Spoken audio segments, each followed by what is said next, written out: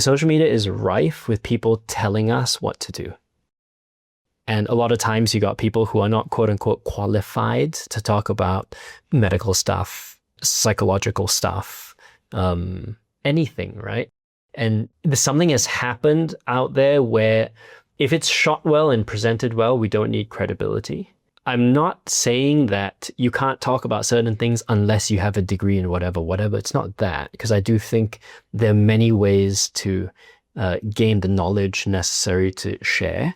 For example, I've gotten some of the best advice to take care of my quote unquote mental well-being from people who aren't trained, but they're just older and been through a lot of shit and had stuff to share about what helped them get through, right?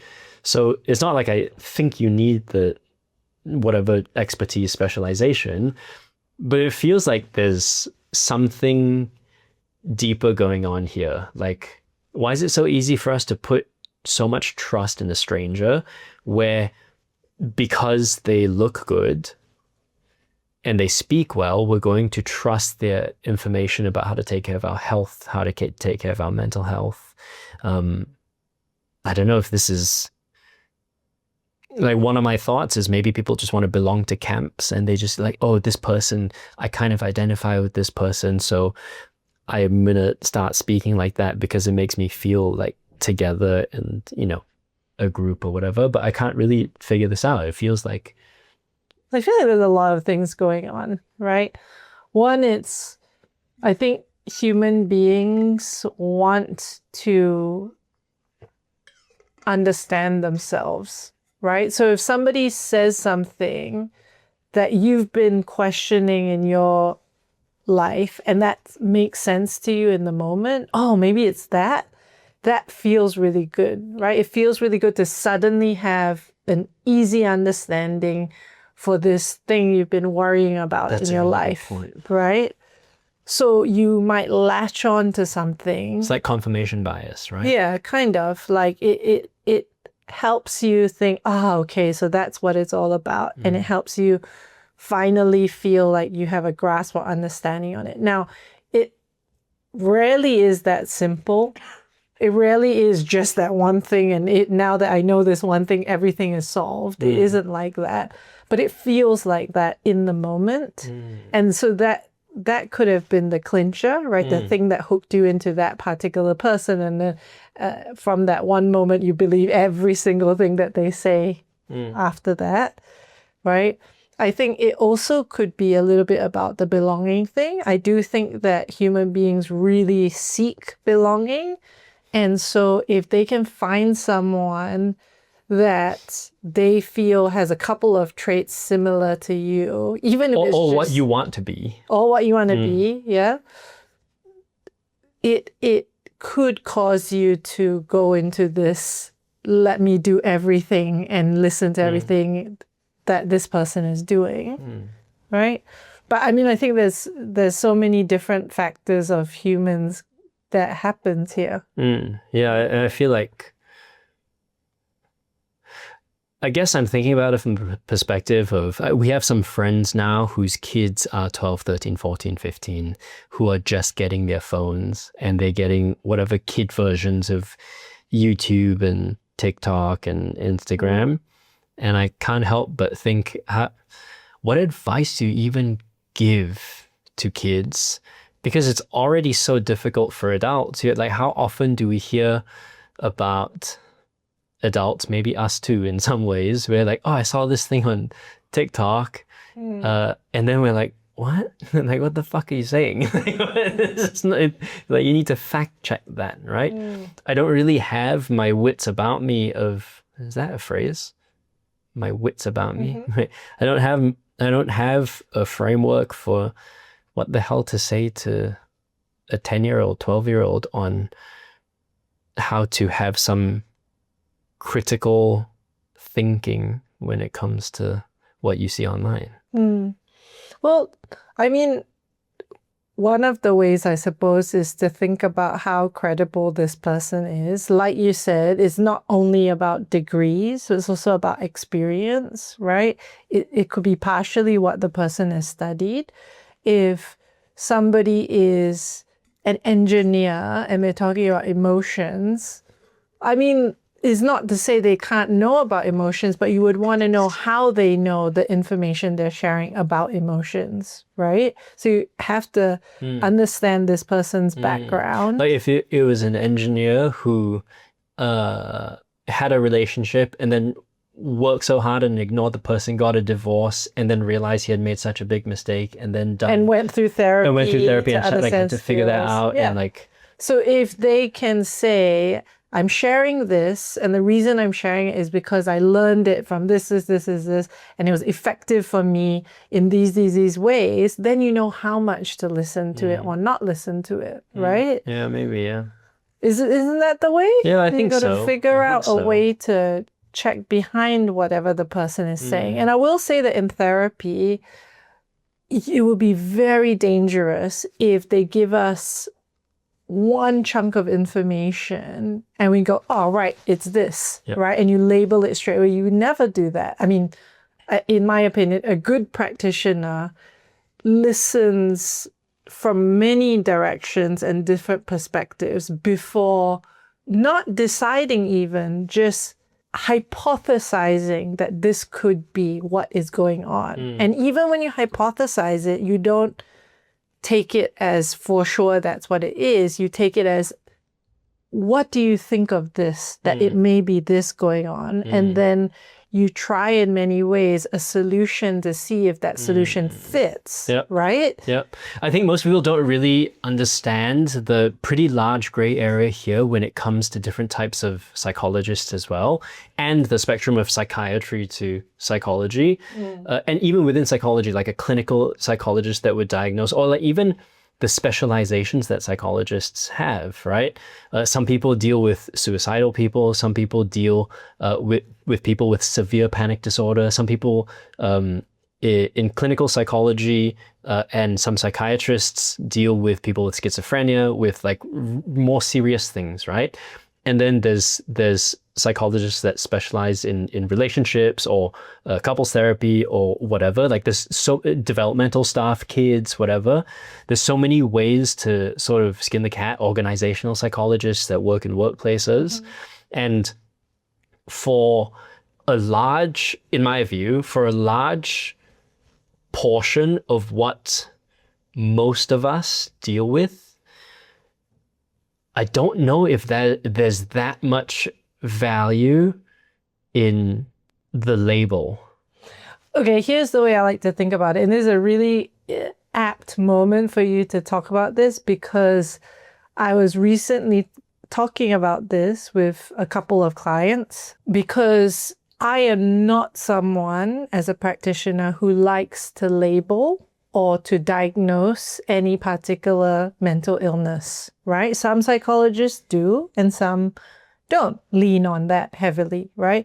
My reason for not doing it is because I prefer to look at the person as an individual with a unique set of issues, difficulties, behaviors, emotions, and work directly with whatever they are. But they may fall into a certain diagnosis. And for some people, I have to acknowledge it's really helpful for them when it does fall in a particular category, and that category helps them feel like, oh, that explains why I've been going through all of this. And they really like it because it gives them that structure of, okay, then this is the way that I can see my issue. Right. Right? So some people really like that. And some people... Yeah, this is my bias then, right? Yeah, and some people really don't like it because it puts them in a box. It's like, I'm not just that. I'm not just a person who's depressed. I'm not just someone who struggles with anxiety. I'm not just someone who has autism, right? So it's really dependent on what works for the person. Exactly. So the way that I like to frame it now is, if a label helps you have more understanding, more curiosity, more insight, then it's perfect. More empowerment. More empowerment, yeah. But if it reduces your accountability, it reduces your flexibility, your choice, your autonomy. If it feels restrictive. Yes, if it's restrictive, then it's Yeah, if it no feels longer limiting. helpful. Limiting, letting, Yeah, that makes sense. I definitely know some people who would deal better with it if they looked at it like, oh, I have a vitamin D deficiency, so I have to work on this, this, and this. Okay, I'm presenting some symptoms of generalized anxiety disorder. I see that I do display some of these symptoms, and here are some tools that I can implement to work myself out of some this. common I'm like, treatments. okay, let's go. Like, I got this. I can see some people. Yeah. But then there are some people who use it, I think, in a harmful way. So they will say to other people, every time something upsets them, they use the word, you're triggering me, or you are, that's my trauma, don't touch it. Like things like that, right? Where I feel it's used too loosely. And as you can see in that situation, it's limiting, right? Instead of it being something where you say, this is affecting me a lot. You're bringing up some feelings from the past. That's a struggle for me right now. That's sharing, that's opening, that's connecting. So in that sense of using it that way, I think it's fine. Yep. But if you say, no, don't come near me, don't touch me, you're setting my trauma off, that's limiting already. Yeah, it's limiting for you as the person who is laying that boundary, and the intention of the boundary is probably positive, that you feel that you need to protect yourself because of whatever's happened.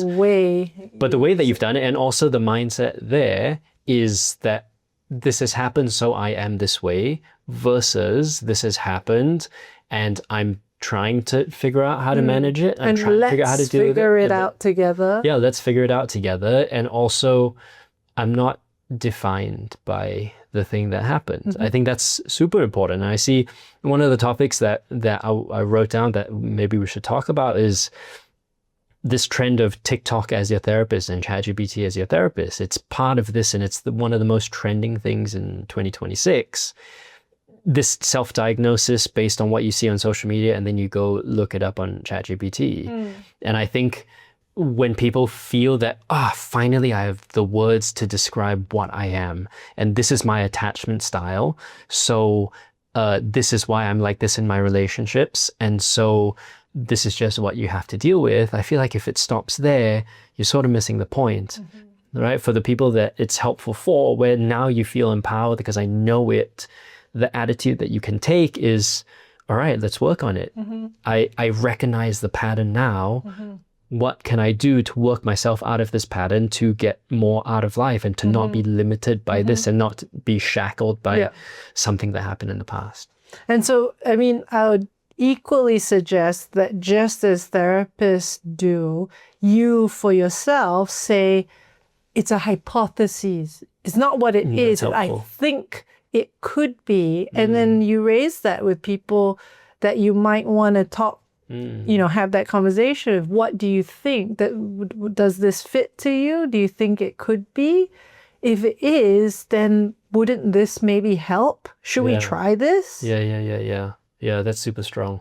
Yeah, I feel like that would be so helpful, because I don't, as someone who dealt with like anxiety issues in the past, I don't take it lightly. When people hide behind their label of, I can't deal with that right now, my anxiety is just like through the roof, I take that very seriously. Or when people feel depressed, and I have a pet peeve there about how people throw around the word depression, but I have real empathy for it, because I felt these feelings before and it really sucks. But I don't want people to feel limited by it. And I think what you just mentioned about looking at it like, okay, I think I know what it is, but it's just a hypothesis. Let me test it out, is super helpful. Yeah, because it gives more, right? It gives flexibility and curiosity and openness to it, and therefore paves the way for things to happen versus closing off. Yeah. It's not closed off. It's okay, and now what? Like, what can we do now? And as you test it, you figure out, maybe that's not it actually, because when I tried that, it just didn't help that much. So maybe it's not that. Maybe it's something else, and it helps you try discovering a different path. Yeah.